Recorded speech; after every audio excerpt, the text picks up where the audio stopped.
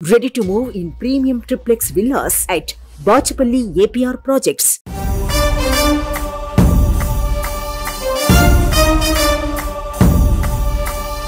Bharatiya Janata party Vizianagaram ఎంపీగా గేదెల శ్రీనుబాబును దాదాపు ఖరారు చేసింది బీజేపీ. ఉత్తరాంధ్రలో ఎక్కువ సంఖ్యలో ఉన్న తూర్పు కాపుల సామాజిక వర్గానికి చెందిన శ్రీనుబాబు ఎంపికపై పాజిటివ్ సంకేతాలు వస్తున్నాయి.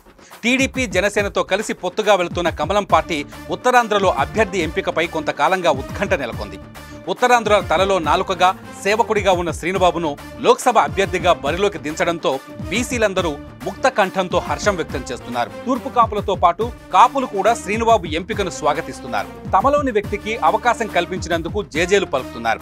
గేదెల శ్రీనుబాబు గెలుపునకు టీడీపీ జనసేన శ్రేణులు కూడా కలిసికట్టుగా సహకరిస్తామని చెబుతున్నాయి.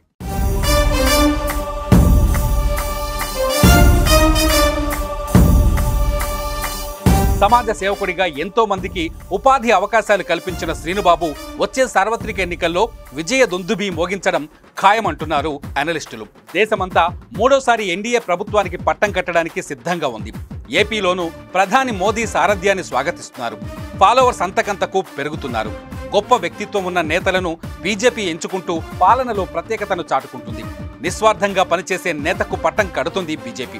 ఎంపీగా ఉన్న యోగి ఆదిత్యనాథ్ లాంటి వారిని ఏకంగా ఉత్తరప్రదేశ్ రాష్ట్రానికి సీఎంగా చేసింది కమలం పార్టీ. ఎటువంటి మచ్చలేని నేతలనే బీజేపీ ఎంపిక చేస్తుంది. ఈ క్రమంలోనే ఉత్తరాంధ్ర నుంచి గేదెల శ్రీనుబాబును బరిలోకి దించి సరికొత్త రికార్డును క్రియేట్ చేస్తుందని అనలిస్టులు అంచనా వేస్తున్నారు.